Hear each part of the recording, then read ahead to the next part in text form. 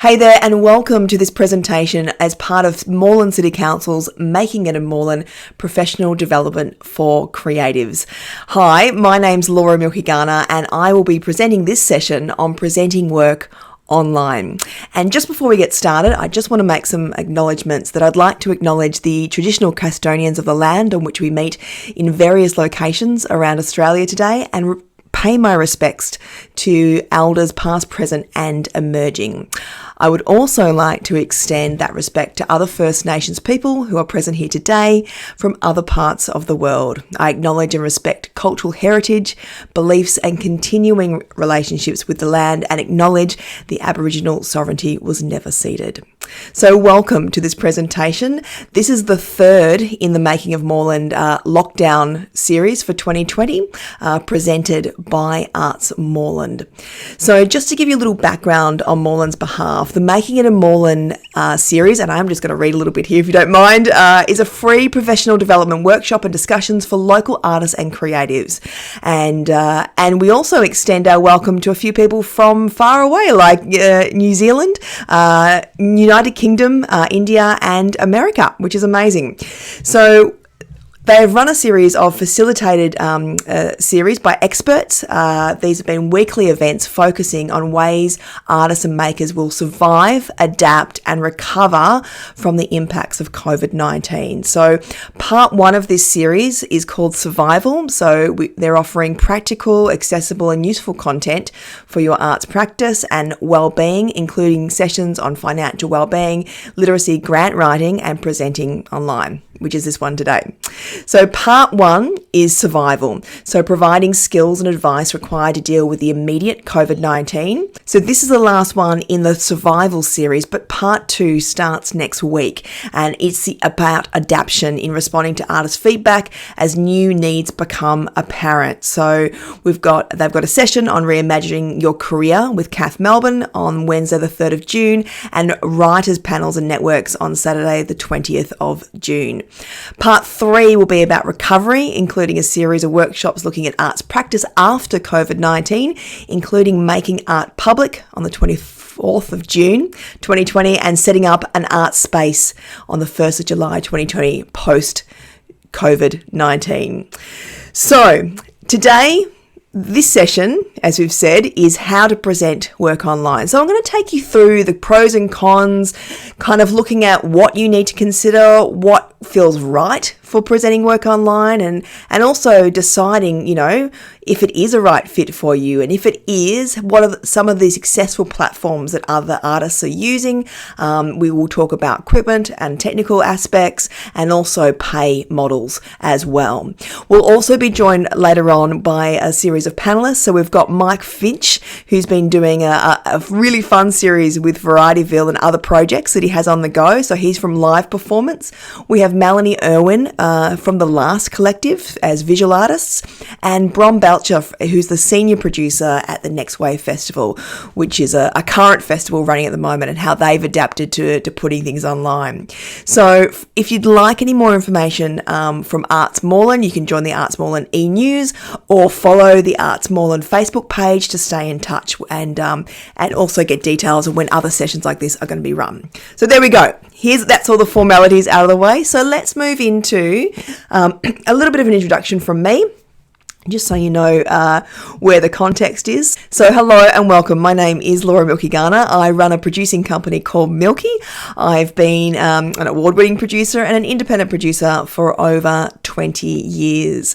So I started Milky 12 years ago, so in 2008, and I work with hundreds of artists each year across the main disciplines of comedy, theatre and cabaret, in live performance, working in a lot of festivals, touring work nationally and internationally. In the last 5 years, I've been mentoring independent artists and producers from all around Australia, and also providing artist development through various organisations like Melbourne Fringe and Adelaide Fringe as well. And I also like drinking coffee and wine. So in terms of the online, my business has been in the online world for like the last 5 years. And what I've created is initially an online course, which is the Artist Bootcamp, which you can see there. which is a 4-week online course for independent artists, self-producing artists, to upskill in producing and marketing and pitching their show. I then created the Producer Bootcamp, which is an online course for independent producers to upskill in what they want to do and how they work with artists.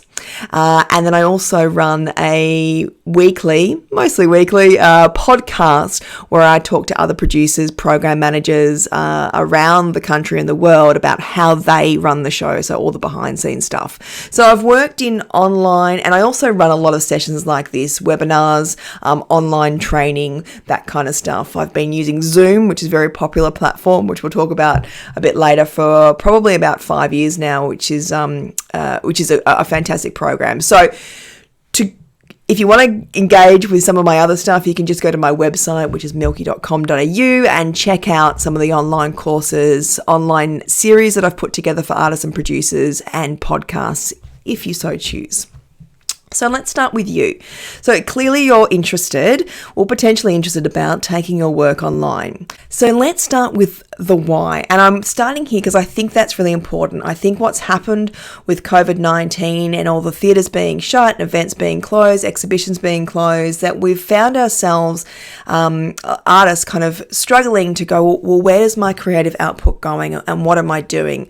Now, I'm most certainly not discouraging you from going online, but I do think that not everyone needs to go online, and I think you need to think about these kind of foundational things first for you to help you make that decision.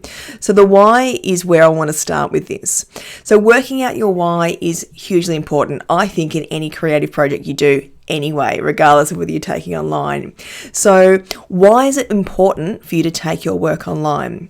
Again, there's no right or wrong answers for this. Your why is going to be different from others, and that's okay. It's up to you. This is getting you thinking about, oh my goodness, do I have to get all my stuff online? It's like, well, what are you aiming for? Why are you doing it? Who is it for? So by taking it online, what is going to make it a success for you? So just think about what it is, and just think about, like, if you do have a project in mind, that's great. If you're still thinking about and letting that kind of percolate, that's also okay too. If you're really struggling to kind of think, maybe you need a bit more space, or my advice is to start to kind of watch other people and see what they're doing and see whether there's something you can take from that to maybe go, oh, I could actually incorporate that and that together, and that's my way through. Just some ideas to get you thinking. You then need to think about the what. So what is it? What is it you're planning to do? Is it a live streaming performance? So live streaming, so it's happening in real time. Is it a live event?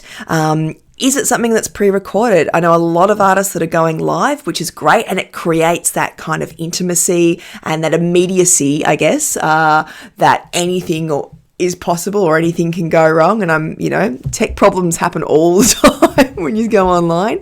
But some artists I notice are actually pre-recording stuff too, which again is absolutely fine. And maybe that's better for your practice and what you do. And you might want to kind of perfect that a little bit more and put up a series like that. I think it's whatever works for you and your artistic pursuits.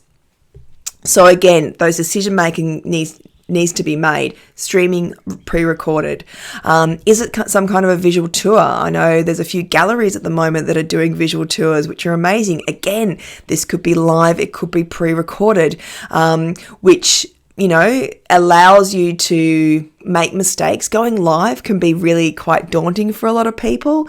If they're not used to talking like someone like me who can talk underwater, just kind of continuously, you might want to restart that and just kind of shape it and I guess actually curate the video a little bit more. Put in some title slides or things like that. Again, it's about what you can achieve. It's about what your resources are. And it's also what your skill set is too. So there's pros and cons to both. Keep in mind, we're going to be talking a lot about visual mediums, but there's also the audio medium too of a podcast. You know, that's still a digital platform, an online platform, which is hugely popular and might be a really great way of getting your work out there. So you just have to work out what's best for you. Then we go to the who. So who are you doing this for? And this is a really important question. This is kind of like the question you get asked with a lot of grant applications. Who is benefiting from this? I understand as a creative and an artist, you're probably wanting to have that kind of creative outlet. So if that's the answer to that, that's fine. But once it leaves your lounge room, your bedroom, wherever, who is your intended audience, and what's the benefit for them? Is it because it's a way of engaging with you again as their audience, your audience members? Is it a way for them to interact with you?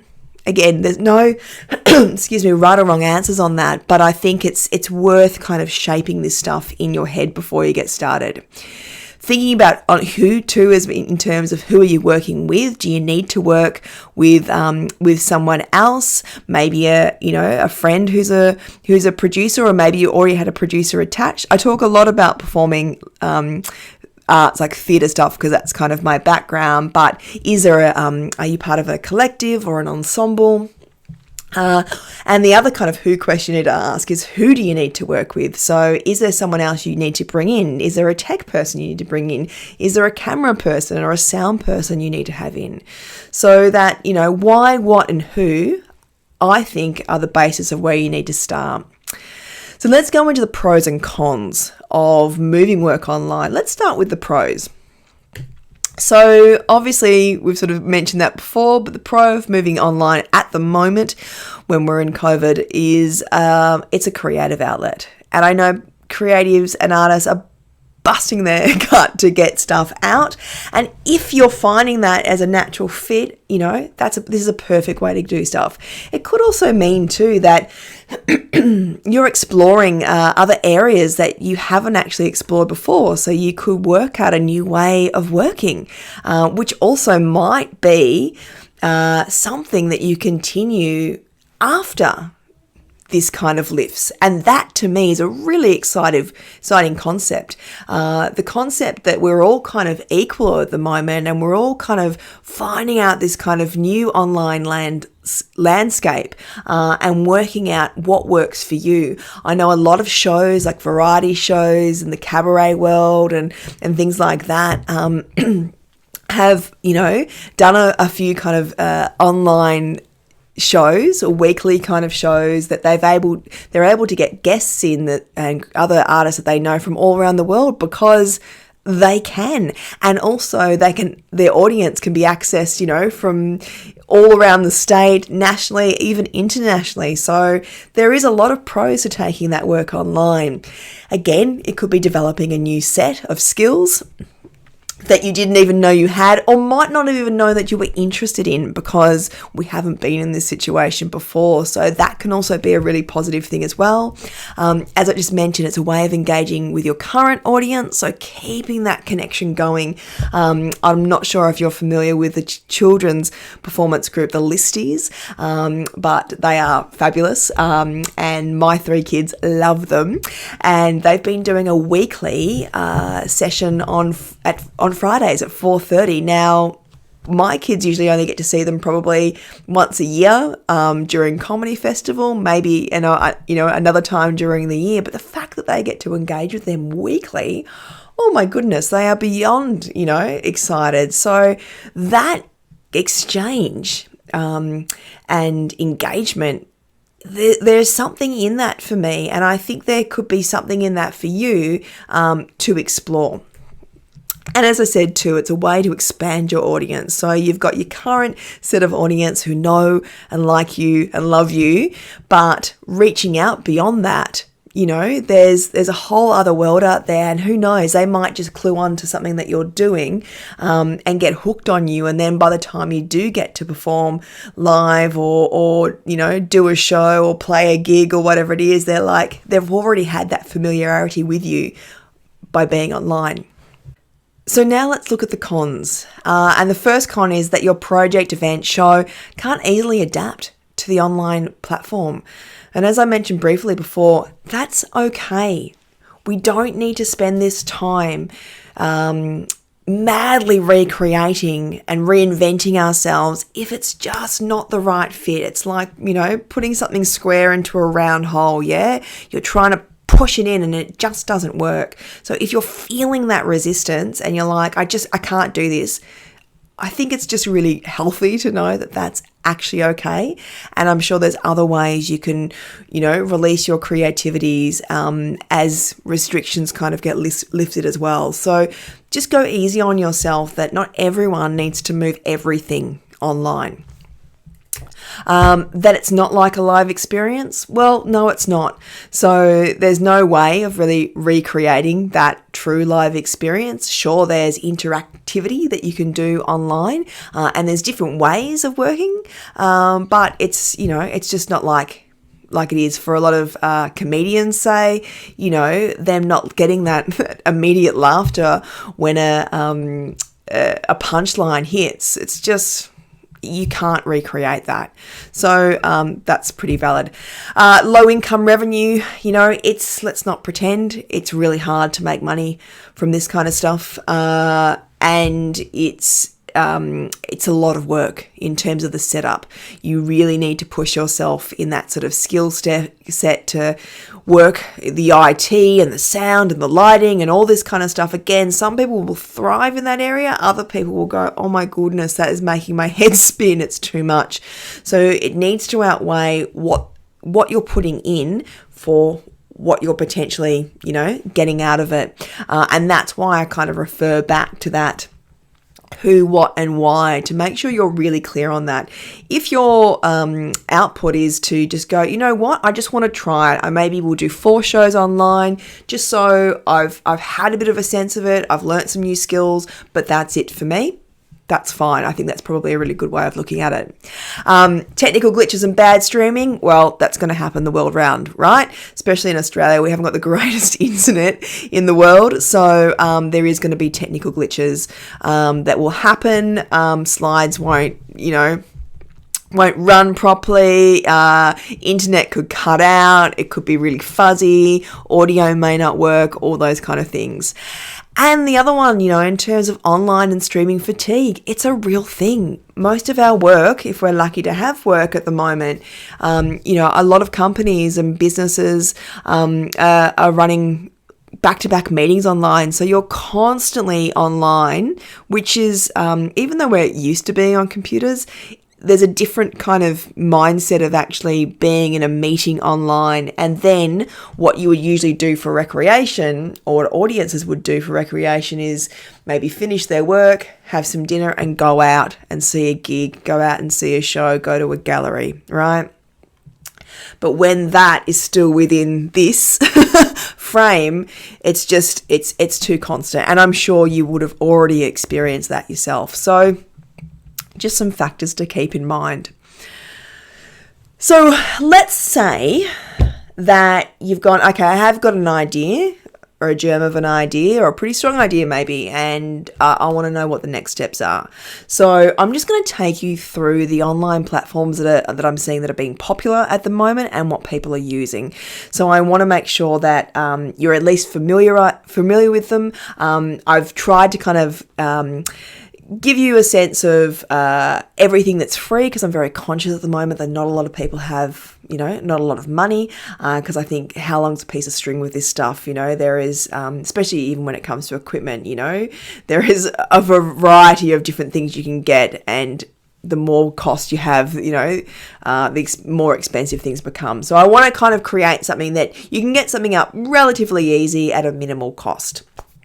So let's talk about the first one, and that is Zoom. I'm sure you've already heard about Zoom. Who would have thunk it that, if I had known that there would have been a global pandemic in 2020, I would have bought shares in Zoom about 3 years ago. But no one wants to know. So Zoom is a great platform, and it's what a lot of people are using at the moment. So traditionally, just some notes here, that Zoom meetings are a popular cloud-based video conferencing application used primarily for business to host meetings, and now for artists to do art online. So you can sign up for a basic version, which is free to use, but keep in mind the free version only allows you to do it for 40 minutes. So after 40 minutes, a timer will come on and it will automatically shut off. There's no kind of, I just need a minute or two, that's it. And you can only have up to 100 participants. Now, again, working out your why, what, and who is it for, you might be wanting to run an online workshop that is only 30 minutes. And it's, a weekly 30-minute workshop. So the free paid version, fine. Sorry, the free version, not the paid version. The free version would be absolutely fine to do that. And if you think you're only going to have under 100 participants, even better. You then have also a chat feature there as well. But the Zoom meeting, which you've probably already experienced. Again, I'm going very basic here for maybe people that haven't. You'll get to see everyone. So again, that might be perfect for you because you can sort of interact with people. You can also turn off their audio and their video if you just want to present like something like this. So that's also an option for you as well. If you want a few more bells and whistles, then you need to go to the premium version of Zoom, and they can hold up to 1,000 participants, plus call recording, which actually I believe you can do on the free version as well. So the call recording is obviously very important. You'll always want to do that, especially if you're running a workshop or an event that you either want to keep for your own record, or maybe you want to do it as a replay option that people can, buy into, tap into as well. So at the moment, all Zoom prices in American dollars. So as of today, being end of May, for the year version, it's around $209.90 for an annual subscription, or you can actually do it monthly. So that works at about $20.99 per month. And that also might be a good option for you, that you might go, I might just pay for it monthly instead of outlaying a year, and pay, and plan to use it for the next 3 months. So that might be more affordable for you. The next platform is the Zoom webinar. So it's exactly like Zoom, but it's a webinar. So that's what we're using today. And that's a Zoom webinar, which is a platform where attendees can't see each other, and the host can't see the attendees. So it's the way you kind of set it up, which is very easy. It also has a chat section, but it also has a Q&A section too. So you can have kind of conversations going on in the chat, but then if participants want to ask particular questions, they can put that in the Q&A section, and any host or any panelist that you have can see those questions as well. It also has the option of doing a registration. So it means that people can put in their name and email. So that's really good for data collecting as well, for your customer data. And you can have it can have it password protected as well. The other thing you can do directly from a Zoom webinar is that you can broadcast live to a Facebook page. So if you've got a business or artist page that you run, you can actually set up the Zoom webinar and have it broadcast directly to there. And that's a really good option. Or you can have it broadcast to YouTube live as well. So to do the Zoom webinars, you do need the paid version. And then the webinar is an add-on for Zoom. So, and the add-on is only for a month. So if you want up to 100 people, it's another $65 Australian. If you think it's going to go gangbusters and you want over 100, then it kind of jumps quite considerably to $240. And again, that's only for a month too. So you've got to kind of work out, if you're doing a weekly show, maybe you'd want to build up to that as well. But you can use it as many times within that month as well. So again, you could run weekly, daily sessions, whatever you're doing, whatever your format is. We've then got YouTube live stream. So this is relatively easy to use, another platform that people are using as well. You can set up, you need to have a Google account. So that's just a Gmail account. If you don't have one, very, very easy to set up. And then from the Gmail account, you set up a YouTube account, which is a really basic setup. So for YouTube live streaming, you can do up to 8 hours, which is great for maybe not so much a show unless you're doing some kind of experimental thing, but maybe running a conference or an online event. So you've got 8 hours there. You can enable a live stream from YouTube, but just keep in mind that it can take up to 24 hours to enable. So please remember that if you're thinking about doing it, and not expect to kind of press go live immediately. Once you've enabled it, the stream can go instantaneously go live. But in your planning of what you're trying to do, if that's your preferred platform, just make sure you do it a couple of days. I'd probably say a week beforehand, to make sure everything is hooked up and ready to go. Yeah. So YouTube doesn't charge anything for live streaming, so that might be a better option for you. So it's absolutely free. The only requirements you need to meet, is that you must have 100 subscribers. So my hot tip for you is, if you're an artist that doesn't have a YouTube channel, I would probably suggest you get one, because video is hugely popular, and it's what I would kind of bang on about with independent artists and producers even before all this happened. You know, video is absolutely the way forward in terms of marketing, self-marketing, promoting what you do. So if you've got a collection of maybe highlight reels, maybe video stuff that you've done, other little bits and pieces, I would start putting together a YouTube channel and featuring that on your socials and on your website. You probably have some time on your hands. Now is a great time to get those ducks in a row. Once you've got the YouTube channel set up, put it out to your social media following, put it out to your friends and family, and say, could you please subscribe to my channel? It'll be relatively easy to get up to 100, and I'm sure you can pull in a few mates to do that. So they're the stipulations for YouTube live stream. We then have Facebook Live, which you probably have seen before. There's also Instagram Live as well, which I haven't actually put a slide on there as well, but Instagram Stories and Instagram TV. So Facebook owns Instagram, so it's one and the same kind of platform, and it's worked in a similar way. So you need a Facebook account or an Instagram account, and you can go live from your artist or business page, and you can interact with the audience. You've probably seen that happen, where you can comment, or you can put a little emoji and it flitters up. That's why I'm doing that. And again, Facebook Live or Instagram is free to use. Again, it just depends on what it is you're wanting to do. I find that Zoom is probably the platform of choice for online for a lot of artists. And if you don't have the money or don't want to spend the money at the moment, I think just sign up for a free account and just test it. Yeah, test and play. I think that's probably a really good place to kind of begin with before you kind of jump up into other stuff. There is another online platform called Streamlabs. I believe that was really meant for kind of gaming stuff, a bit like Twitch, if you've heard of that. But Streamlabs is an all-in-one live streaming application, so it can stream out to Facebook and YouTube and various other platforms, and it's absolutely free to use. They don't charge any fees, and there's no monthly prices. So if you want to have a look into that, just Google Streamlabs and you can bring that up. And then there, as I said, there's also the audio kind of version of getting stuff online. Now, I'm not going to go into how to put a podcast together. That's a whole other workshop. But essentially, again, I'll give you some free kind of tips on that. You will need some kind of recording equipment. So you will need a high quality microphone because it's working in audio. So maybe you might have something like that, or you might be able to borrow that from someone else. You can then edit if you need to edit on a really fantastic free platform called Audacity. I've used Audacity for years and it's really great. And then when you've got that MP3, so the actual podcast, you then need to host it somewhere.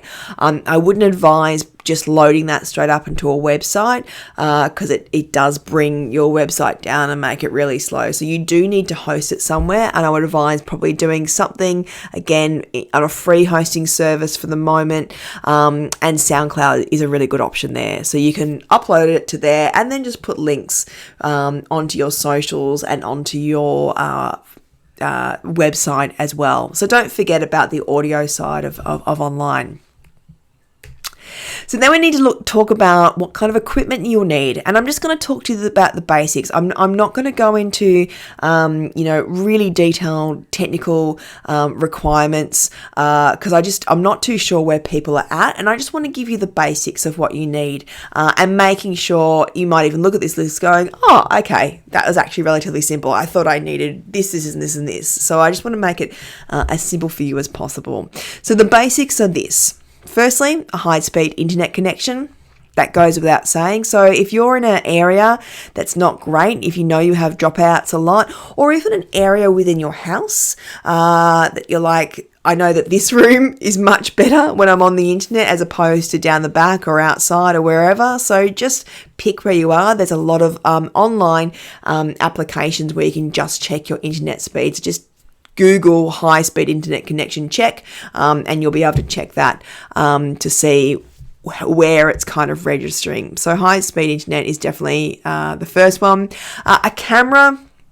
So at the moment, I'm just using my laptop camera. A lot of smartphones have amazing cameras now.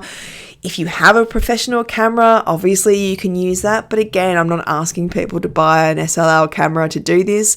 I've seen a lot of artists doing it just from their laptop camera. Just make sure you do this, right?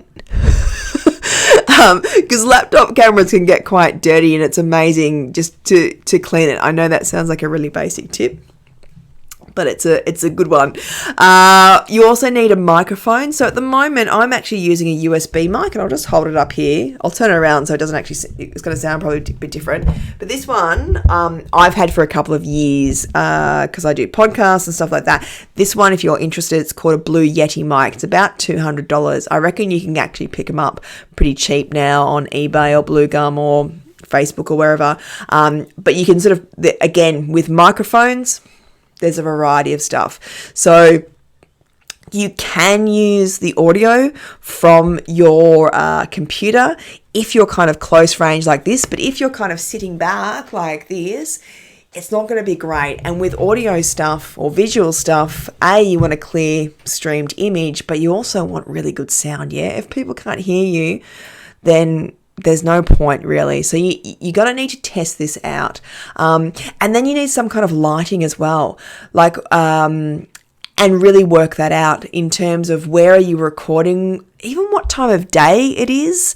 If you're recording in your house, like if I'm recording early in the morning, I'll get sun coming through on a particular way on my face in a particular room. Other places in the afternoon, it just starts to get too dark. Do you need professional lighting? Again, you can actually pick up, I don't think they have them anymore, but I know Kmart was selling those ring lights. You can even get basic little ones for your laptop or for your cameras, for your smartphones and stuff like that. I think they're around $15. I believe that Kmart's actually sold out because everyone's like, I want to look good on camera. So just have a hunt around. They are around and they can be quite affordable. If not, just play with some of your lighting in your house and make sure it's pointed towards you, obviously, and just test it, do some recordings and see what's working for you. So that's the basics of the equipment. Now, I just want to show you this picture. This is from a fabulous group, Melbourne group called Granny Bingo, and this was on their Facebook page, which I've just taken off. And they do a weekly show. They also do other live shows as well. I love them. I think they're awesome. So just to kind of show you, I guess, a bit of a background kind of backstage setup. So they've obviously got their performance area here, but if we just look here, they've got one of those ring lights. So that's obviously giving them enough light on their faces. They've then got their computer monitor, which clearly they're using the camera like I am directly to their faces. They've then got a separate microphone to pick up, so clearly that's a relatively good one because of the distance from their mouth to the camera. They've then also got someone else monitoring, and I dare say that person is probably monitoring the stream, making sure it's connected. They've also got another computer down there as well to make sure, I guess, everything is kind of working. So that's a really basic setup, and that's probably a really good example to show you what it might look like for you. There then is some advanced stuff, and I don't want to get too far into this because, again, this isn't a technical workshop on stuff. I'm just giving you some ideas. But if you kind of do want to go to that next level, there is things called an encoder, which is encoder streaming, which allows you to capture content from your desktop, your camera, your microphone, like there's vision switches, and send it to YouTube Live or other live streaming places. So that's really kind of the next level up, but that is available as well. I'm not too sure of the costs on that. But the other thing you would need to consider with your equipment is your background. What does your background look like? Is it aesthetically pleasing? Is it a white wall? Is that too boring? Keep in mind, in Zoom, you can actually create your own virtual backgrounds. Like, you could actually just put some green material and create your own green screen. So there's actually some inexpensive things to do, but also you might need to borrow or purchase some other stuff to make it look however you want it to look. But don't not consider your background, because everyone's looking what people have in their background, yeah?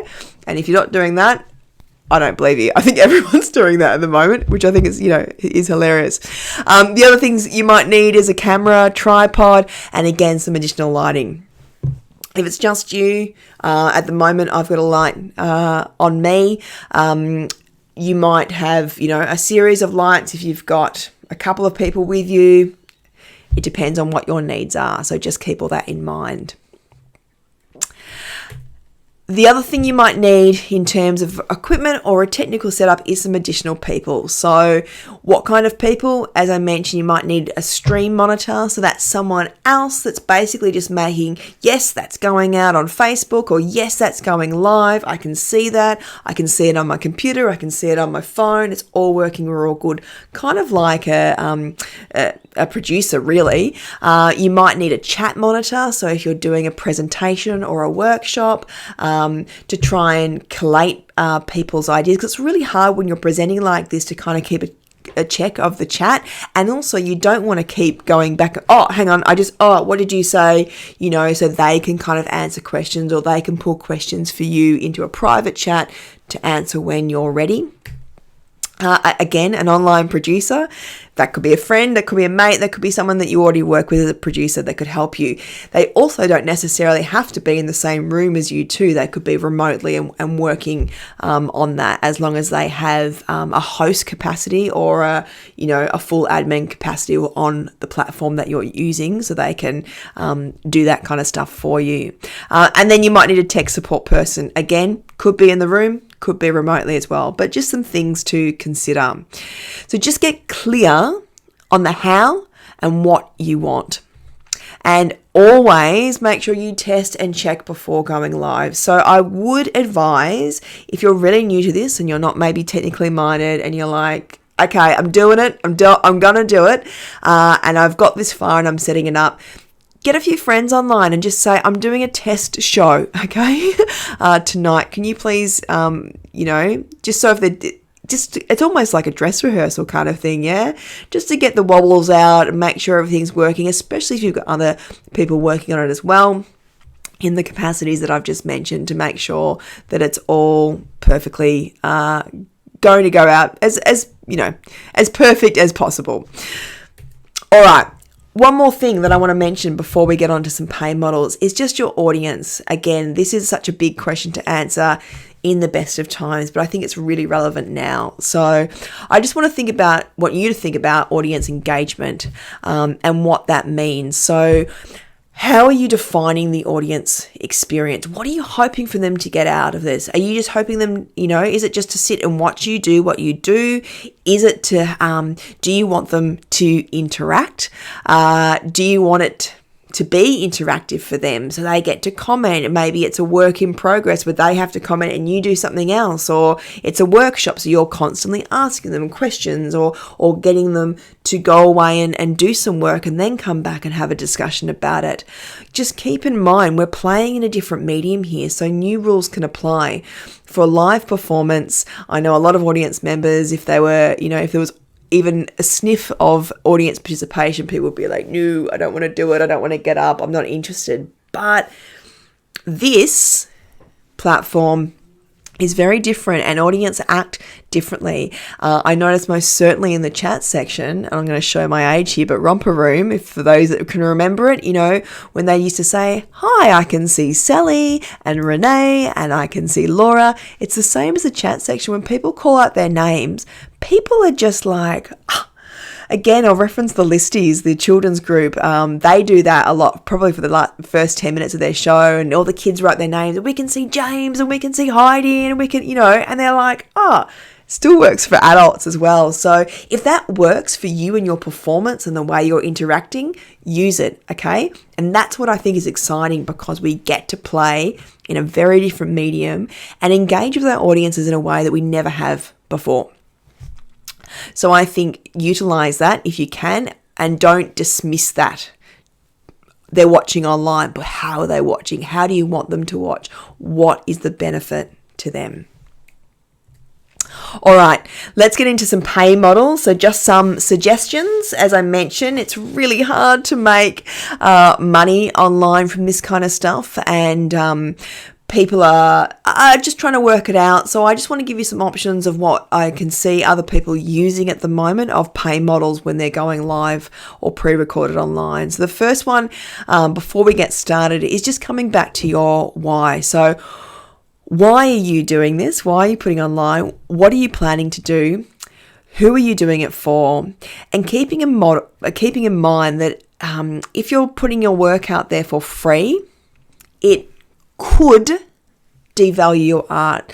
And what I mean by that is, as artists, we fought so hard to get art valued, to not just work for exposure, to see a value in what we do. And so I just don't want to see that diminished by people putting out lots of free stuff, or their whole entire back catalogue, or their whole previous gigs or exhibitions or shows online for free. I understand that people don't have a lot of money at the moment. And again, if it's something informative like this session, I think that's fine to do for free, but it comes back to your why. Why are you doing this, and what are you doing it for? If you're like, I want to do a performance for free just to engage with my audience, if that's what your model is, that's also fine. But maybe make it limited for you'll be able to view this performance for the next 48 hours or the next week. Don't keep it on there forever, because again, I think that devalues what you're doing. So just tread carefully, yeah? Some food for thought.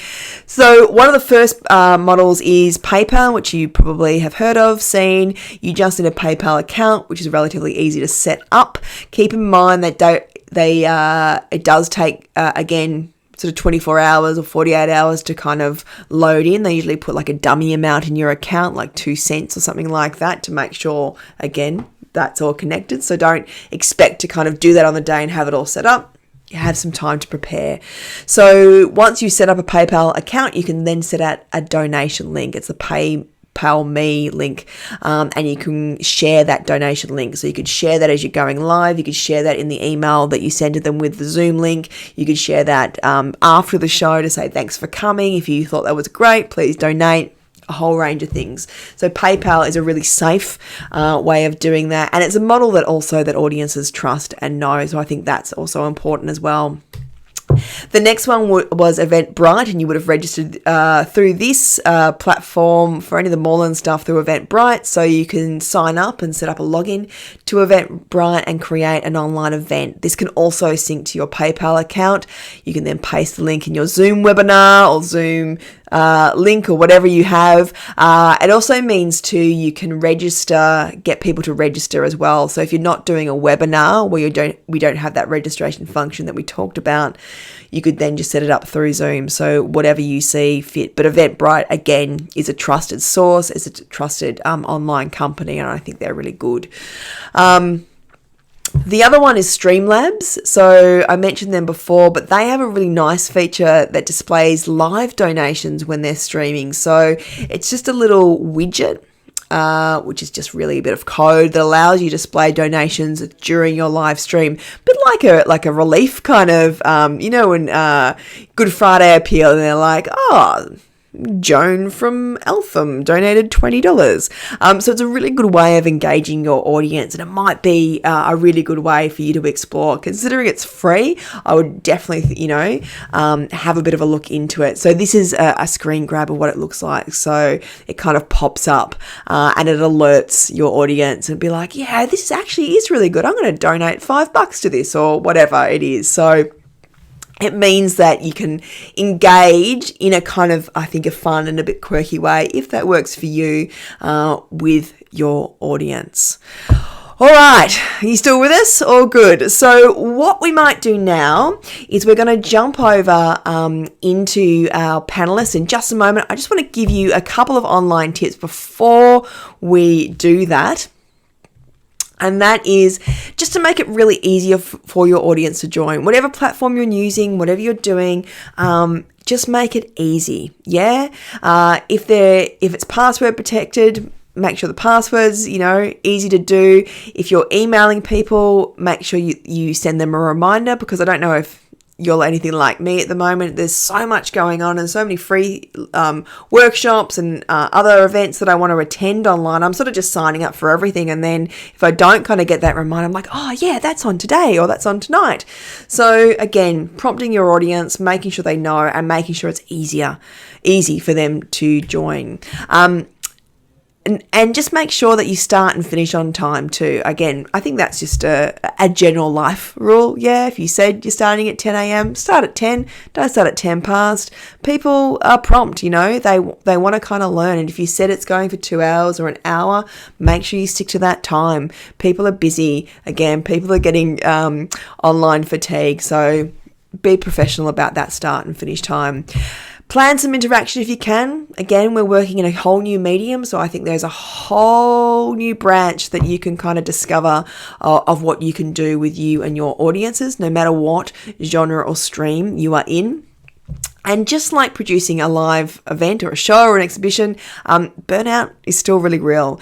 So if you are thinking about moving online, just keep in mind that you're going to probably up against some new skills, some new way of working, tech headaches. All of it is real.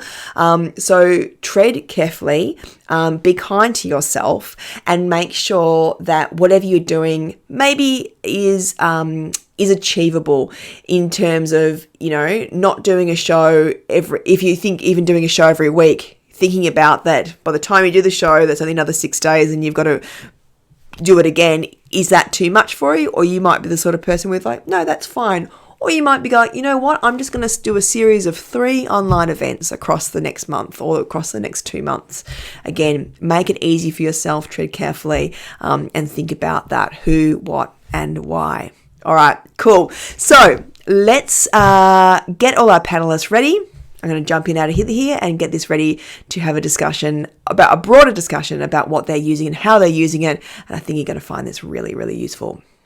So we've got Melanie Irwin, Mike Finch, and Ron Boucher. I'll just get you to put your microphones on. So I'll just introduce you all. So Ron Boucher is a senior producer at Next Wave Festival. She has experience working across the arts and non-profit sectors in festival programming and production, community cultural development, and grants and fundraising. So welcome, Ron. Thank you. Hi, thanks for having me. Melanie Irwin is a Melbourne-based artist who merges sculpture and drawing with performance art to extend human bodies' boundaries in new and dynamic ways. But she's also a member of the Last Artist Collective, and Last Collective has facilitated events, exhibitions, activities, and connections with a focus on community and long-term sustainability of creative practice. So welcome, Melanie. Thank you. Hi. And we've also got Mike Finch, who is the co-founder of physical theatre company Circus Monoxide, and from 1997 to 2015, he was the artistic director and co-CEO of Circus Oz, and also a central figure in the design establishment of that amazing Circus Oz home in Melbourne, in Collingwood, Melbourne. So Mike, welcome. Hi Laura. Hi everyone. So I just want to start, and I'm going to ask you all the same question. And Bron, I might start with you about with Next Wave. What are your current plans or planning or currently doing with online, and what platforms are you guys using? Yeah, we are kind of smack bang in the middle of our current online offering. So our festival was going to be on in May, and a few days after we launched our program, everything went into lockdown. So we sort of went into a pretty intense planning time with 30 artists that we've been working with for a year to find ways to develop work with them. Not to completely take the work that they were doing to put it online, but to find ways if there were parts of their work or in the universe of their work that we could do in this short term. So what we ended up presenting, and we opened last Friday, and we've got lots of stuff on this week and this weekend as well, is a program called Assemble, which is based in the digital, but it invites people to start there and leave the online space to do artistic things. But we're using a huge range of platforms in doing that. So the three main parts we're doing is we've set up an online shop as a way to sort of monetize for artists in this moment, which was a new thing that Next Wave had never really done before, run an online shop. So that's been a fun, our ticketing coordinator ended up sort of being like, okay, I'll learn about that. And that's been kind of a physical and conceptual store where people have been able to interact with our artists in really interesting ways, and we've been able to build in functionality that means you can not just pay but trade items. So that's been kind of a fun online experiment for us. Another element is that we've set up a radio station at the Mechanics Institute. Our production manager decided that would be a fun challenge, and so we're able to live stream from there and have just in an audio form. Audio and visual. Okay. And to do that, we use Mixcloud, and we also use Twitch. So we originally had set up and were fully planning right up until a few hours before we launched to use YouTube Live for that. And we already had a YouTube account and understood it as a platform that lots of people were familiar with. Yeah. YouTube has quite strict copyright around what you can use, and a lot of the stuff that we were putting on the Saturday night was DJ mixes. So we realized very quickly that we couldn't use YouTube for that, and we're able to pivot very quickly to using Twitch, which has a kind of less structures around it. That's actually a really good point in terms of the copyright issue as well, in terms of what you're doing and how you're putting that out. Everyone sort of needs to look into that. And I believe Twitch is more of Twitch was also a gaming platform as well, but it's now, I think a lot of people are kind of moving on to it, right? When we first looked at it, I was a bit overwhelmed and was like, I don't know if this looks like a space for a lot of things. All overwhelmed with everything. I think that's a general consensus. Yeah, I think as a very first thing, I would just say, if you're going to do anything online, just spend a week or two doing things online that other people are putting out, because I think that really helped us shape what actually we wanted to add to the space. Yeah. It's very quick to be like, we could do this and this and this, but I actually think like engaging with someone else's music programming, engaging with someone's online writing, you'll really quickly decide like what feels useful or what doesn't feel like something you want to do. So a lot of planning came before us deciding to use like these spaces. I'm rambling. No, but I think that's really valid. Or I'll move on to Mike. Tell me what you're doing, what you have been doing online, and what platforms you're using. Well, we're just I'm working with my partner Amy, who we've also sort of ended up setting up a little endeavour we're calling Tin Can Connections, in tribute to David Bowie's sitting in a tin can far above the world, and the idea that can you hear me? There's and we're working pretty much exclusively on Zoom. From the beginning of the lockdown, we were basically in sort of pro bono mode, and we fell into this by helping out some dear friends of ours, Dan Oldacre and Rani Hazar, who are physical comedians and clowns and idiots in the most beautiful way. And they were just sort of rang us up one day going, we're going to go online. This was probably about 3 weeks into lockdown. And they hadn't even chosen a platform. And Dan is very impulsive, and he's like, we're going on tonight. I've already, selling some tickets, and we haven't even chosen a platform. So my partner, Amy, who I'm going to be speaking on behalf of a lot, is a fabulous researcher and very onto stuff, and she just helped them set up their ticketing system that afternoon, and also helped them even research whether to use Twitch or Zoom. And ended up settling onto Zoom. So we sort of helped them set up the very first show, but then we watched as punters. So we sat down and watched what was basically a big Zoom meeting with no one running it, and Dan and Rani just getting in front of the camera and horsing around in the most beautiful way. And we were crying with laughter. It was genuinely funny, because what it did was bring together the sort of carny circus variety community. Like we had about 250 people at the very first show. That's 250 amazing. Logins who all turned up. And then this hilarious thing happened, which was, there was automatic screen shifting, and people had unmuted themselves. And if someone was stirring a cup of tea, suddenly the camera's on them. And at one point, Maud Davey had to unmute herself in the audience and say, "Annie Lee, mute yourself," because, we were listening to Annie Lee from the Kransky sisters sort of having a conversation in her room. Anyway, it was chaos. But then what happened was that Amy just jumped in, boots and all, into researching how Zoom works. And so by the time we got to the following Saturday night, we'd gone into this mode where Amy was essentially vision switching for them from our flat. So we're based in Fitzroy, they're based down in Geelong. And by now we're up to show 10. We've been doing it for 10 weeks every week. And Amy is basically running a sort of, well, it's two people because I'm here, but I usually get in the way. But we're running 2 control stations here in Fitzroy and switching live to guest acts. Yeah, so there's Dan and Rani hosting as MCs, and then we're doing Varietyville, and then it's ended up spinning off into a whole lot of other things. So helping other people put their shows online. There's some international circus arts panels. We've also just finished a very sort of serious but beautiful project with the Koori Heritage Trust, where we've done a walkthrough tour that's fully interactive with the curator and the artists of their gallery in Fed Square. So that's the essence of it. We're doing a weekly practice of Varietyville, and now we're starting to go, how can we also offer that as a service, I guess?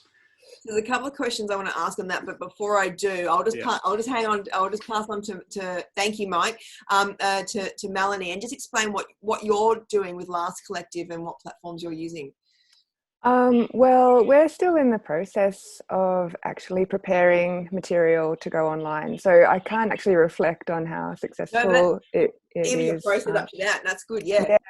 So we had been preparing to present a new body of work, as there's 5 of us in the Last Collective, and we had applied for a project space at the Melbourne Art Fair, which would have been held in June. And that's been postponed now till February, but there's going to be an online viewing space for the Melbourne Art Fair, which begins on the 1st of June, so in 4 days' time. And that is being hosted by a platform called Ocula, which is OCULA, ocula.com, which is a kind of online viewing space for a lot of commercial galleries, art fairs, and there are pages for individual artists, but it's got that, it's probably not a space where emerging and mid-career artists would sort of sign up to have a space of their own. It's more for larger organisations to be presenting group exhibitions or commercial exhibitions. And so anyone can register to view the Melbourne Art Fair viewing rooms via the Ocula website. And so we've had to prepare sort of, in not a lot of time, we've had to prepare some material for that platform, which the example that we were shown, it kind of felt like a stockroom page of a gallery's website, where it's very clear that the work is for sale, and it is kind of inherently well suited to 2-dimensional works like paintings, photography. And that was a challenge for us, because we had proposed our project space at the art fair to be very focused on live performance. We do a lot of live performance art, and often it's quite subtle. Our performances just involve very simple gestures, and maybe they go on for a long time, and so it's quite difficult to kind of capture those types of artworks in an image, and then to put a price on it, and to sort of present it as something for sale. It sort of doesn't always sit well with all the kinds of work that we do, but I guess our conversations around what works do we show on this platform, what do we want them to do, how do we want them to speak, it was sort of about just having a presence in the space as a kind of just to be part of it, you know, until we get to the art fair space where we can actually do what we do on a large scale and in the flesh. So, is it what you're doing at the moment, and I'll ask this of everyone, like, is it a kind of a means to an ends at the moment, or is it something that, you know, it's in some ways it is, but on the other hand, it has forced us to adapt and to think on our feet, and we've shot some new video footage, and that's going to be really useful because we'll be able to send links to that footage to other colleagues in the industry and say, this is what we're working on at the moment, and, you know, hopefully create new opportunities. That's been one advantage. Also, it's one sort of challenge has been to come to a decision about how to describe those works, because we've shot this video, it's a live performance, but we want to make it really clear that it's not a video artwork, so it's going to be shown potentially on this platform, but what kind of words do we use in a sort of caption for that work that make it clear that it's a performance, and ideally it would be experienced live, but in these circumstances we've had to shoot it in a kind of white cube space with, you know, minimal resources, and so it's challenging, but we're trying to you know, just come up with some creative solutions and to use those and hopefully, as I, you know, mentioned, like it will create something else that you know might not have created otherwise, that you will be useful for future work. What about and Bron or Mike, who wants to jump in here, in terms of you know, what's been the benefits of you going online? Mike, do you want to jump in? The benefits have been incredibly diverse, actually. It's been really exciting. It's for the community. I mean, I would say that absolutely no one's getting rich off this. Like there's but it is a ticketed event, so we do have and that was some of the very early impetus. It was before JobSeeker, JobKeeper, all of that stuff in the first few weeks of absolute free fall for the arts community. And so, can I ask, what are your ticket prices, and what platforms are you using? Yeah, so we're using Eventbrite, and we have basically, when someone clicks on the Eventbrite link, they get the option to buy a $5 ticket, which has a booking fee, so it's $6.36, and we love that it's so eccentric, so we actually publicise that as $6.36 is our basic ticket, and then we have essentially a $15 ticket plus a fee. And then Amy had this fabulous idea of, like, let's put a patrons ticket on, which is $50, and we just almost did it as a joke in those early days. It was like, you know, if you want to be a patron of the arts, we sell 2 or 3 of them every week on average. And the way we frame it is, if you buy a $50 ticket, you're providing 10 free tickets that we will give away to people who can't afford it. And it means that we feel really good about the fact that we can then you can also, we give away at least 100 free tickets every week to the community and to ex-performers and artists.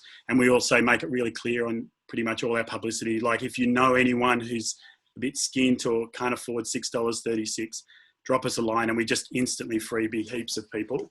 And it's $6.36 per login. So, you know, if there's 2 or 3 people in a house, they're only paying $2.50 each. It's pretty cheap. And do they get a special mention in the show or anything like that, or is that? The patrons, it was actually controversial. In the first couple of weeks of doing it, we started naming people and going, you know, we just really like to thank these 2 or 3 people. But then we had some great feedback from some of the artists who were, you know, guest artists who are doing a guest act for, like, sometimes $50, $75. And they're like, just because someone has money getting acknowledged, can't you, like there are people who are volunteering their time almost completely for free. So let's make it broad. So now we just say, thanks to the patrons, you know who you are. Thanks to all the people who've volunteered their time, you know who you are. We just love you all. So we've leveled that out. But the great, probably one of the great things about the form, sorry, I'm just going to clear my throat, has been this idea of making it disposable. We don't stream it anywhere. We don't sell it on. We record it for our own reference to learn. Yes. But basically it is like a live cabaret event, and almost like one where you ban people from using their phones, ironically, because... And I was going to say, is it kind of like what happens in the room stays in the room, and if you weren't there, bad luck? Exactly. That's exactly what it's like. The only people who really get access to the recording, we watch it the next day as a little watch party of our core team to take notes on what worked. And then we give, obviously, the performers who were on that particular show have access to the recording so they could snip their own act if they choose and use it for their own promo or watch the whole show. But essentially, and it's chaos. Like we every week we innovate something. We try to change something, make it better, add ideas. But then when it all screws up, we've just gone through, we just let it go and move on to the next week, which leads to some really great chaos. It feels a little bit like kind of the Muppets performed by the kind of crew from Hey Eight Saturday with a sort of Saturday Night Live feel, but without any of it being recorded for later. So you can kind of get away with, we've had some outrageous stuff. We've had sold. That sounds that sounds good. But it also sounds like you're starting to formulate your what and your why and your how, and the more you do it, the more you very much from the beginning. It became political. It was about community building, about having fun, about keeping people engaged, and initially it was trying to give some income to performers. But actually, it's ended up being just mental health of like, let's keep everyone laughing and together. And the warmth that comes out of the Zoom meeting in particular, of seeing every person's face, or, if you choose to share video. So we now have a pre-show, 20 minutes of pre-show mingling with a little bit of background music where everyone's catching up and talking. Like we have 4 or 5 pages of 25 people per page, of the people who've chosen to share video, and people scroll through and go, oh, hi, and they're all talking to each other like a foyer. And then we have a big dance party afterwards where we crank out a DJ and everyone turns their room lights off and they flash lights and stuff. Great. That's amazing.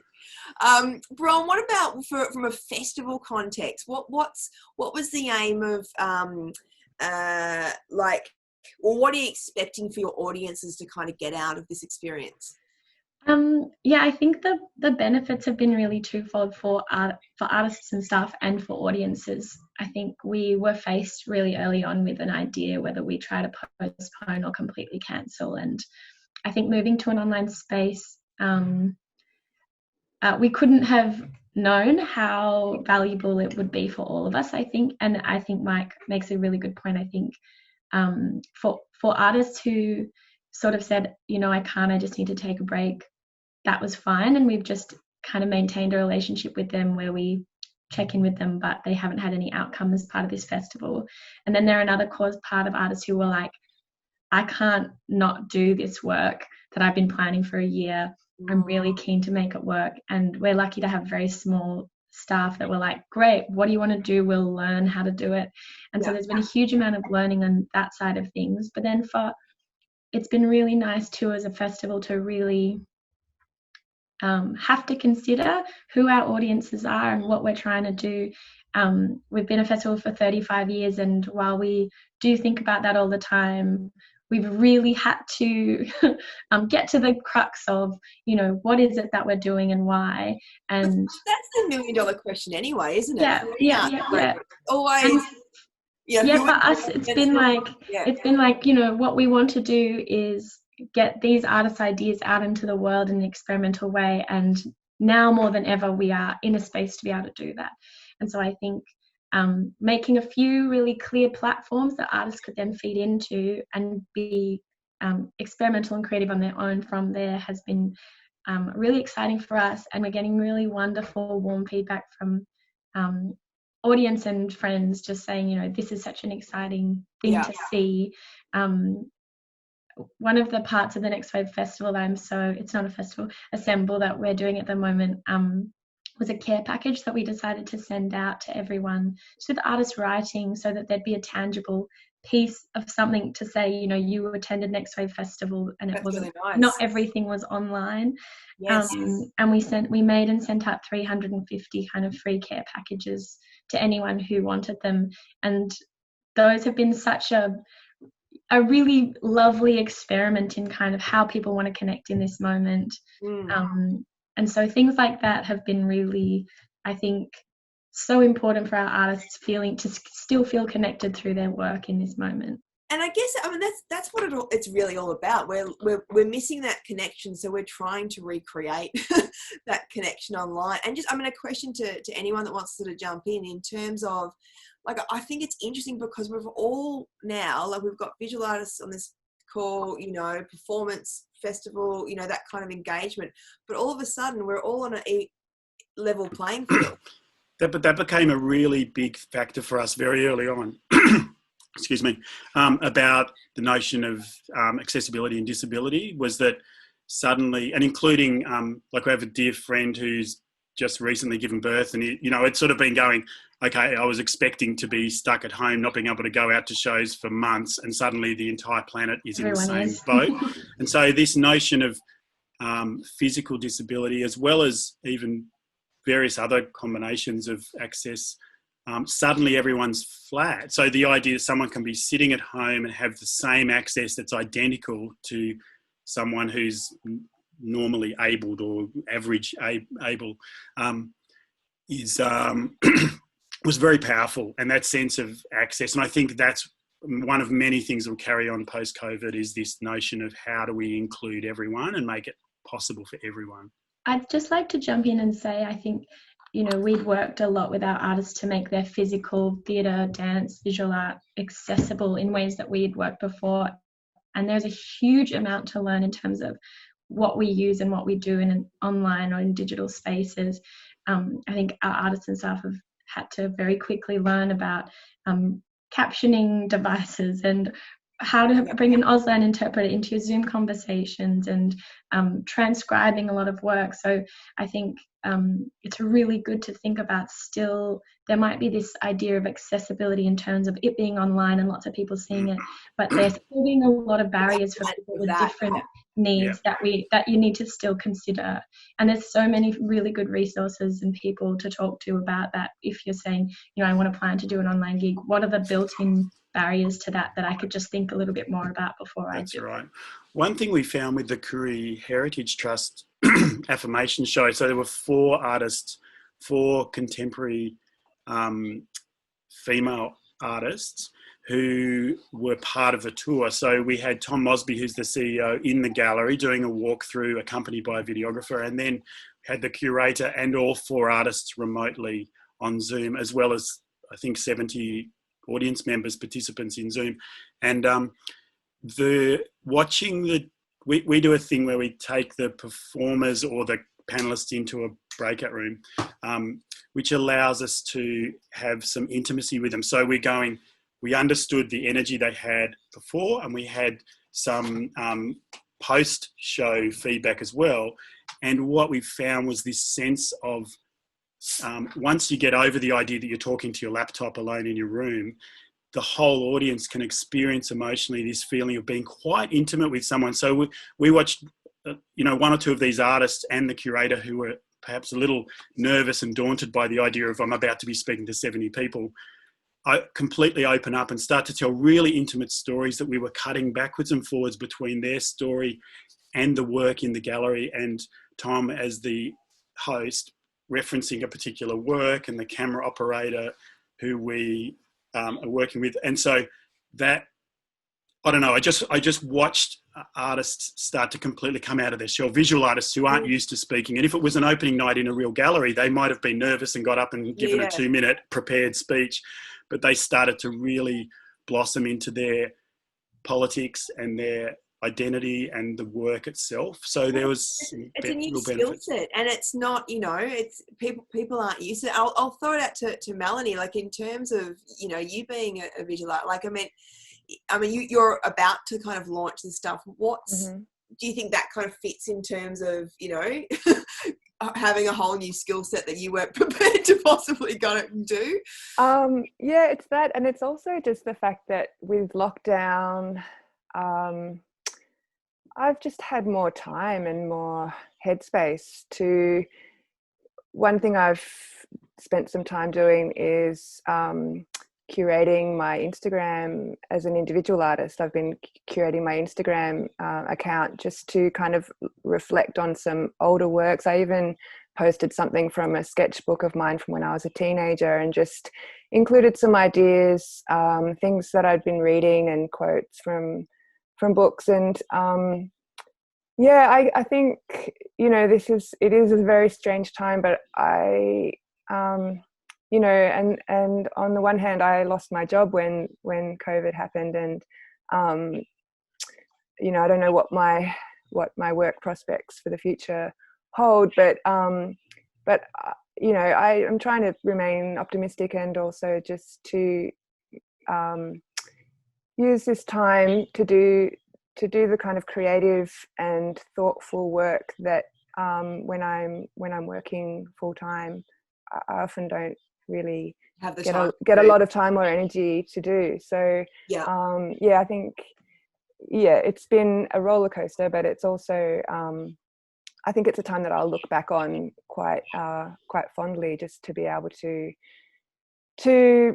read a book and not feel guilty that I'm not doing other things, and to be in the studio and to share my practice and share ideas along with my images, and to do that in a way that with intention and thoughtfulness, and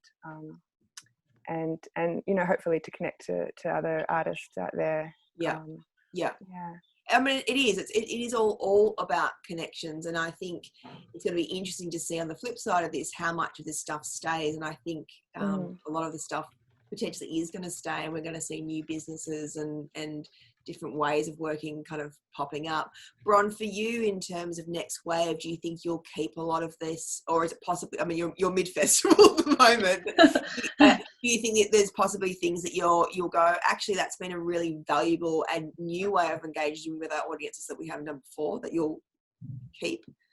Absolutely. I think even for our artists to really consider online spaces, 6 of our artists have made artist websites, not for themselves but for their projects, and even just the learning that they've done through that and being able to see really clearly the kind of like quantitative data of people accessing your work, I think has been a really creatively exciting thing for some of them. The shop has been a really interesting space for us to build, and I think it's something we might not have ongoing as a festival but really think about again as a tool.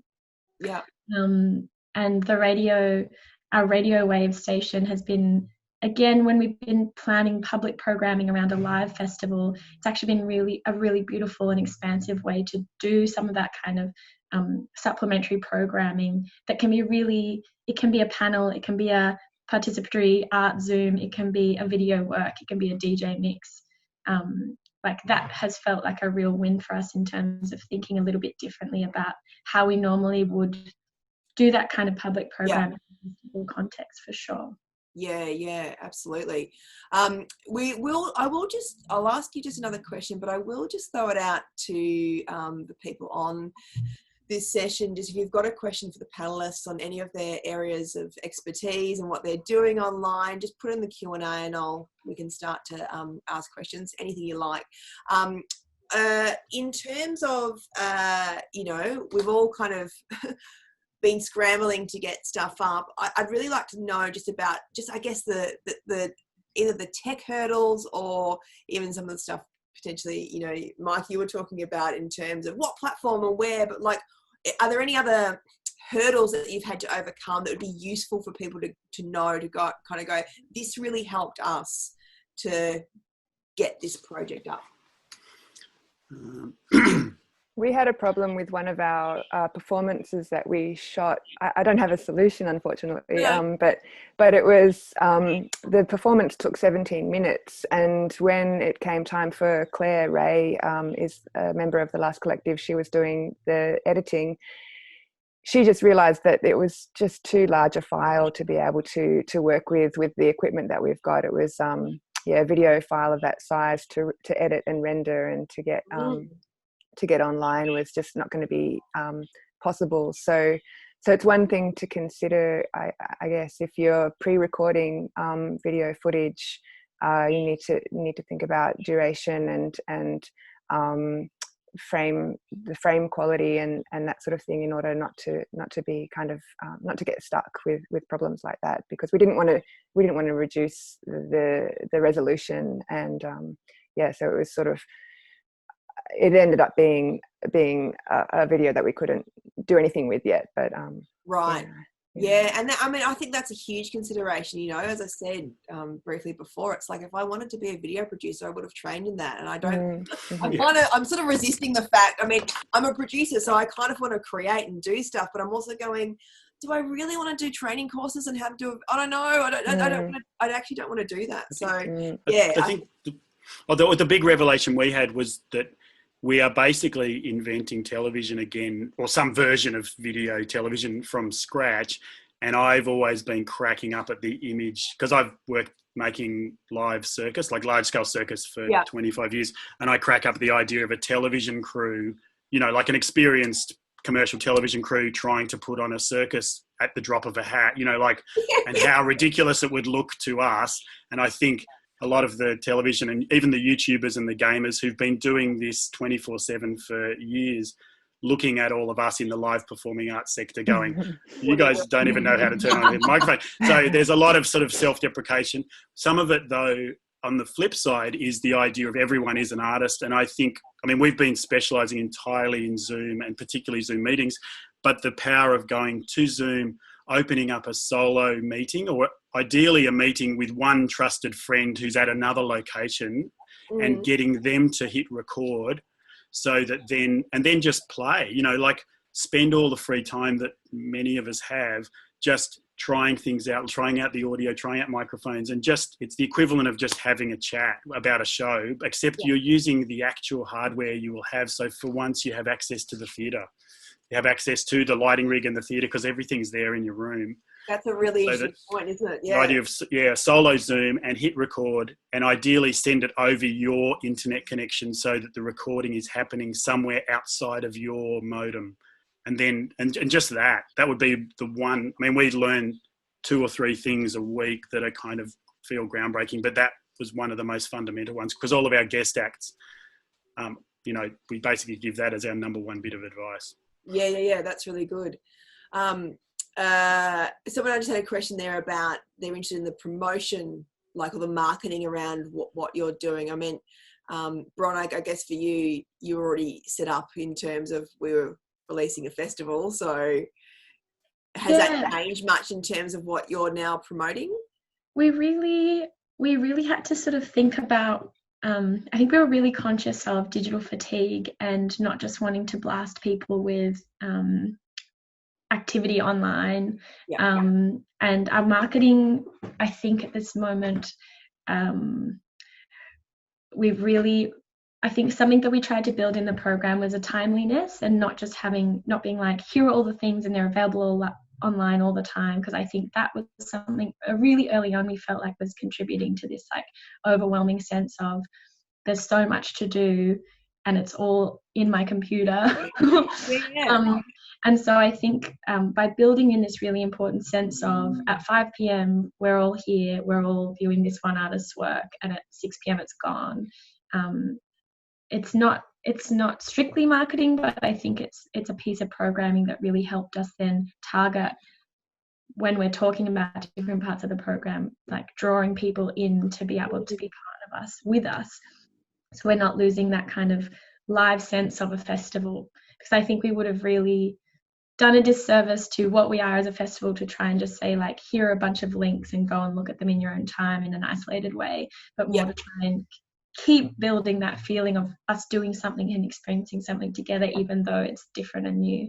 So marketing's been a really important tool for us to kind of communicate that. But I think we've tried to be really careful about, really direct about what we're asking people to do, as opposed to just saying it's all out there. And I think that's really important, you know, in terms of what is it, and what do you expect? What are you expecting of your audiences? Is it just a sit and watch? Is it a, you know, interaction? What is it? And I guess the more we kind of do that, or it's like anything, isn't it, really? It's that more we get clearer with that message, the easier it is to understand from the audience point of view, to go, oh, okay, I get that. And I think that's a really good point you brought up too, in terms of not releasing everything at once, kind of drip feeding it. You don't get to see every performance, every event, you know, at once. And you wouldn't want to. No, exactly. You know? Yeah. There's a question here, maybe for Melanie. What Carl asked, how do visual artists monetize the visual experience? Yes, we can charge for the purchase of the artwork, but there's that's rare as hen's teeth at the moment. Are you charging for per views or performances, or? This is a long-term dilemma for visual artists like me, and COVID-19 has not initiated this kind of problem. I mean, the reality is that most of us have other jobs, and we're not operating our art solely business as a profit-making business, unfortunately. Especially those of us who are doing performance art and less saleable, commercially kind of oriented works. It's just really hard, and yeah, we have to supplement our practices with other incomes. Yeah. I remember seeing when the COVID lockdown first happened, and all of these musicians were sort of saying, oh, our income, like the next 6 months worth of income is just disappeared overnight. And, you know, obviously that's really devastating. But for those of us working in visual art, and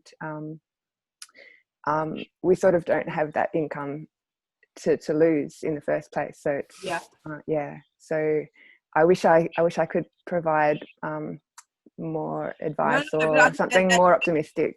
No, but I think it's still relevant too. And I think if, you know, it's also sometimes it's a case of just hearing another artist sort of say that, to go, okay, that's not just me. Yeah, no, it's certainly not. And it's something that, you know, I think being part of the last collective with these 4 other women and sharing those struggles has really, I don't know that I would still be practicing if I didn't have that support from them, and just to know that I'm not struggling with this on my own.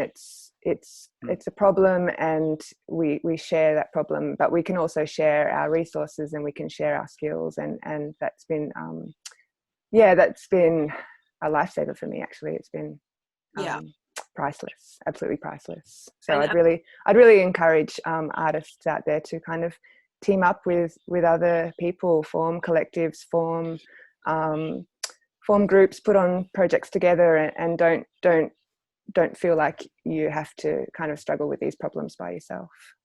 Yeah, I think that's a really important point. And also even more so maybe for the online kind of platform as well, that you don't need, like, if you're trying to nut out what platform and how do I sell tickets and blah, blah, if you can team up with other performers and do something almost like what Mike's been doing, you know, like it's kind of then a shared resource, and you're all kind of and it's much more fun. It's so much fun, you know, when the 5 of us get together, and, you know, we work really hard and we're focused, but we also are able to catch up on gossip, and we're really good friends. And you know, I just think about the times when I've had to travel as an artist to do exhibitions, and it can be extremely lonely. You know, you miss your family and your home, but when we do things together as a team, we just laugh the whole time, and, you know, we get along, and so it's so different to, I mean, I guess in the performing arts, it's much more common for that collaboration and that teamwork, but a lot of visual artists, you know, it's a solitary practice a lot of the time, and that can be extremely isolating, and so it doesn't have to be that way. I think that's an important message as well. Just a quick question too about how maybe more for maybe Bron and Mike, who have already gone live, about how you deal with technical glitches or you know, slides not working during a webinar. So professional. How do you deal with that? Like, what has anything happened where you're like, oh shit? It happens every Saturday night about 4 or 5 times. I would say that we kind of have an attitude that like anything we're doing right now is a bonus, and so I think like we're very forgiving of ourselves, and I think audiences are also very forgiving. We had one of the more chaotic like parts of our program, which you can also tune in. There's one on Saturday. We've been doing these magic AFL footy training sessions at 1:00, and it's a Zoom. It was really fun, but we've never done it before, and we went live at 1:00, and it was a Zoom participatory art ritual for all. And there were so many things about kind of muting people, unmuting people, making sure the right screens were pinned. And we knew it was going to be a bit of hot chaos, but we sort of were just like, if anything is delayed, it's the magic of the AFL gods, and you know, people roll with that, and it's okay. So I think you don't have to be too hard on yourself to want everything to be perfect in this moment, because we're all really aware of the context that we're in, and I think everyone's in our experience has been really generous or understanding of that. I would totally agree with that. It's and I think it's it just feels lucky that the form that I tend to work in is chaotic and comic, because then it kind of allows that. And same with AFL, you know, like the game is free flowing and everything happens and stuff happens. So I really feel for artists whose work depends on a sense of complete focus and stillness and quiet, and the idea of there being zero glitches. I think that can be really difficult. But the essence of the question, I spent a lot of time living on old vintage buses, on a double-decker bus and in my own bus. And what I say to people who get excited about, I want to buy a bus, I say, are you a diesel mechanic? And they go, no. And then I say, are you in an intimate relationship with a diesel mechanic? And they go, no. And I said, do you want to become a diesel mechanic? And they go, hadn't thought about it. I said, okay, they're the 3 questions you've got to answer first. And I think the same applies to this form. So when you see those backstage shots of TV shows or even film crews or anything where there are literally sometimes 20 people, you know, doing very specialized jobs, or a TV studio where there's someone on the foldback audio, someone on the front of house audio, someone on the lapel mic, someone else switching the video. And we are all trying to replicate that. And so the idea is not to beat yourself up, because you're probably doing about 6 people's jobs simultaneously, whether you're the producer or the clapper loader or whatever. And to just sort of, exactly as Bron said, just sort of laugh it off. And if you can find a running gag that's like, blame it on the AFL gods, then that's, you know, or the internet, the weather on the internet is terrible today or something. We accidentally kicked so high that we hit a satellite. It was fine. That's exactly right. And I think the analogies are like, you know, sailing rather than steamships, you know, like we're in the doldrums or something's gone wrong, or we just got hit by a flying fish that jumped out of the water, you know, like all that sort of chaos that's actually quite organic and pre-digital. You just sort of need to embrace the fun of it. And I think, Laura, you dealt really well with that little glitch at the beginning, because it's just like we're watching you. You could laugh about it. You set a few questions and all of that stuff.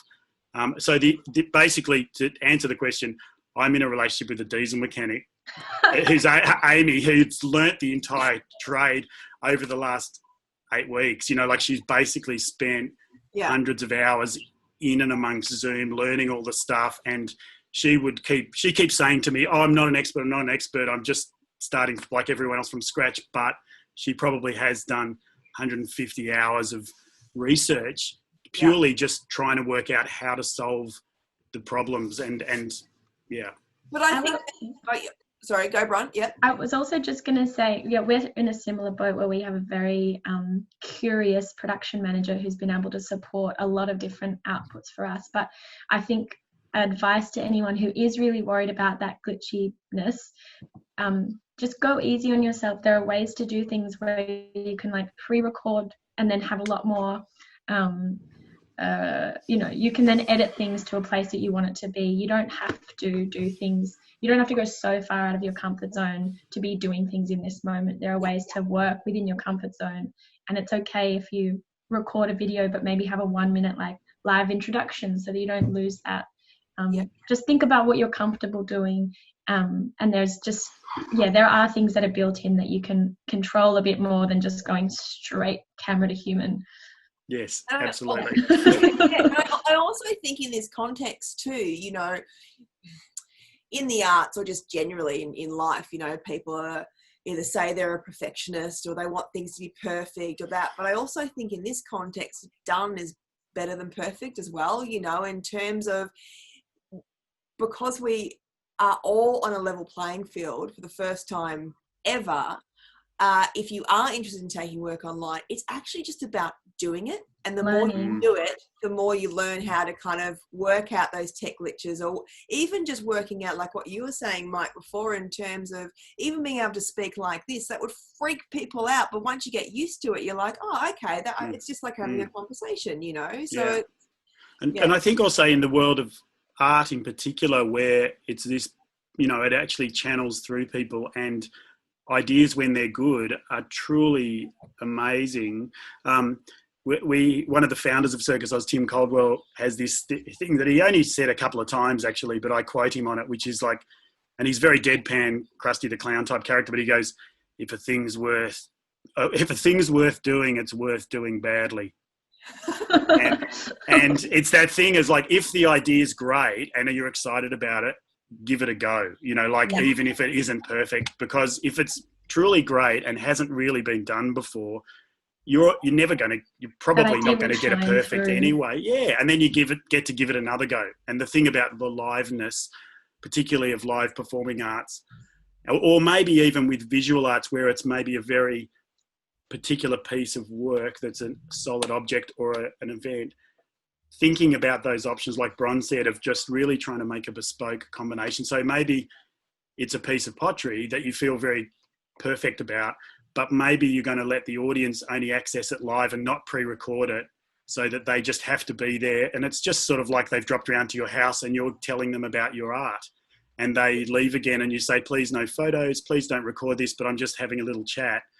And that you may be able to find a morphed sort of hybrid combination of liveness, that therefore if there's a glitch, it's not recorded, and perfection where you get to control the bits that are in your control, which is creating the ceramic or making the live performance happen. And just, it's sort of just literally like putting up a sign at the front of a gallery saying, please no photos or videos, you know, and it's got that feeling.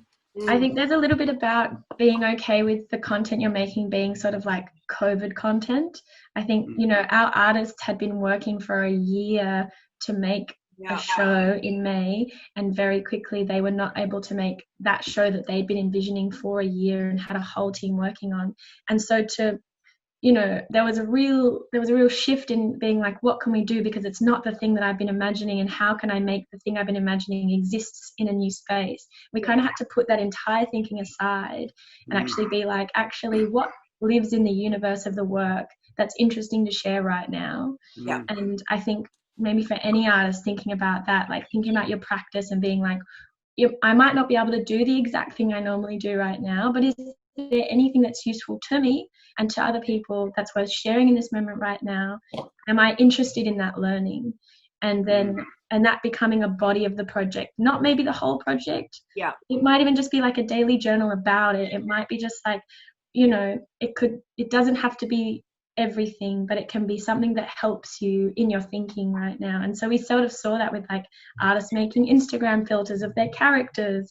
We had artists doing, you know, like writing to their projects. We've had people want to have talks about the things in their work. So I highly recommend people just sort of stepping back from, I know it's really tricky when you have an idea or a practice or an output that looks like one specific thing. We're all in this moment where we can't really do everything we want, but we can do different things. And if that's an interesting creative idea for you, then I highly recommend it, because it's a really generous space right now to be making work. I would totally agree. I totally agree that the notion of sort of relaxing your previous artistic practice and just sitting back and looking, as exactly as you said, Bron, and being changed. And I think you said it very early in this panel, was going and experiencing a bit of time watching other people's work or seeing what happens. One Next of the week really Assemble is on right now if you want to see. Excellent. Yeah, great. I'm going to tune in. We had one of those moments when we literally have half a dozen of them a week in all the different projects, seeing things. But one of them was we did this little kids matinee show. It was a variety show, but aimed at quite young children. And we had a magician whose book catches on fire as part of his thing. And because we'd been doing this thing with the kids where Dandy Man, the host, was talking to kids like Romper Room. And in fact, Amy grew up on Romper Room. So Laura, you mentioned that earlier, was that idea of mentioning kids' names. But in this form, you can actually name them. So we said, if you've got your favourite toy, bring it up to the camera. And then we picked kids out and asked them the name of their toy. So you're talking right to them and they talk. And then this magician's book caught fire and these kids were coming up to the screen trying to blow the fire out completely unprompted because they just had there was like a 5-year-old kid. And that triggered off a whole bunch of thought for like about how kids interact. And so our arts practice started to open, and you go, okay, right, this is people being named. And now we do segments in the show where audience members act. We had two families in two different houses compete to see who could cook pancakes and eat them from scratch first live in the show, and without really giving them much warning at all, they just went for it. And we played the Benny Hill music over the top and commentated. But those kind of moments that then suddenly it's like, oh, we can do that. And so our arts practice changed. We allowed ourselves to be changed. And I think that's really important. And what I was kind of touching on before, that don't feel bad for anyone watching this that can't work in that environment, but also be able to think differently, that it is a different medium. As I said, you wouldn't ask, if you got people up on stage to cook pancakes, I'm like, oh, I wasn't really prepared to do this. But because they're in a home environment, or they're already or they're in their pajama pants or whatever, like there's already a level of relaxation that is different. So that interactivity and being able to kind of work differently, I think that's exciting. Exactly. And then the flip side of that, which was the Koori Trust, I think I put the link on there for if people want to watch the full event, but was that the nature of the work was very polished, and the artists were very much in control of what was hung on the gallery walls and how it was exhibited. But the intimate part, the flexible online part, was the conversation about the work. So the idea of a panel discussion about the work was what became much looser and more intimate, and the actual work was kept very pristine and respected. Yeah. We're almost out of time, so I will start to wrap it up there, just as a sort of around sort of finishing off. What if people are thinking about going online? What's I guess your best tip, or what would you kind of say, or thoughts about people kind of thinking about it? Bron, do you want to jump in? I guess I feel like I've covered a lot of it, but I do think it really is just don't feel pressure don't feel like you have responsibility to keep making in this moment if it's not useful to you in your practice. But if you do recognize that in this time having an ongoing part of your practice is helpful, then really explore it, and don't worry if it's not what you always would do, and take it offline the minute you don't want it online. Like, you still have full creative control of what you're doing in this moment. And my other big tip is just see work, do research. So many people are doing so many things online right now that I'm happy to share a lot of different writing or visual arts or performance projects that you can kind of look. And I think that was really so beneficial for us in terms of thinking about platforms, time, content. It gives you a place to move from there, rather than feeling like there's just this overwhelming space you are trying to find a space in. Yeah, absolutely. Great, thanks, Bron. What about you, Mel?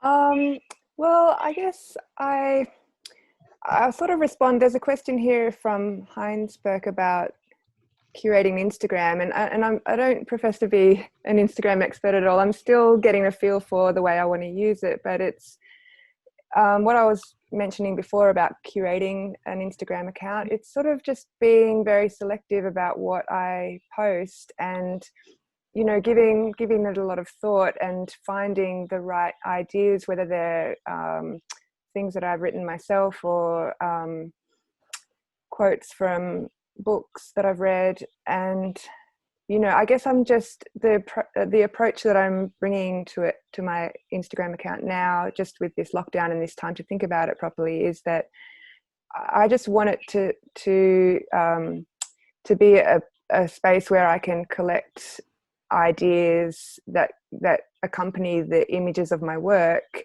So that, I guess that's what I mean by curating the account, is just being deliberate and retrospective, like going back over old works, and it's certainly not instant. It's actually quite a slow process. So spending time on thinking about what I post and how I describe it, and it's more for myself than for anyone else, just to have a place where those ideas can be collected together. And I guess it's just a process of trial and error, and working out what your style is, what you feel comfortable with sharing, how public you want that to be. And that's a sort of through line through it is a trial and error, and that's also okay. It's fine. Okay. You might have some cringy moments, but then you just delete them and keep going. Yeah, absolutely. Thank you. And Mike, I'm basically what Melanie and Brian have both just said is just, and I come from a position of being an enthusiast and very eclectic, so my approach is going to be different from others, but my thing is just be open and try things out, you know, like just give it a go, no matter how small or how rough, to just get started.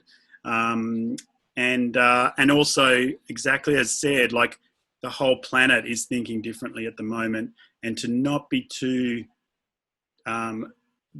worried about, you know, this embarrassing thing is about to go viral, because the chances of the 7 billion people getting really excited about this thing that your PowerPoint didn't load or whatever, seems very tiny. I mean, I have a basic philosophy, which is we all have a choice between thinking of the world as a dog-eat-dog world of limited resources versus a world that is, I mean, it sounds hippie, but a world that is full of infinite love. And the idea that there's a sort of scarcity mindset versus a mindset of plenty. And there is plenty of space. There are plenty of ideas. There are actually plenty of audiences. And to go into it with an openness and a sort of, to cultivate your resilience by doing exactly as Melanie said, like, even if it's just 4 of you to get together once a week and even if you just kind of, decompress from how terrible the week has been, that is inherently human to form a community, to form a family, to form a village, and to look after each other, whether it's looking after each other's mental health or physical health or artistic practice. And sort of stick together and think of the world as having infinite love in it. Well, that is a beautiful way to end to our website. Thank you so much. That's great. Angela, did you want to mention anything towards the end here, just as we make our final goodbyes? Yes, so I just wanted to really say thank you very much to all of our wonderful panellists today, and to you, Laura. Great conversation. I think, just judging by what's happening in the chat room, everyone's got a lot out of it today. So on behalf of Moreland City Council, thank you very much for joining us today. It was really great. Great. Thanks for having us. thank you. Great Great to be here. Everyone. Bye. Thanks for organising. Bye. Thank you. Thanks. Bye.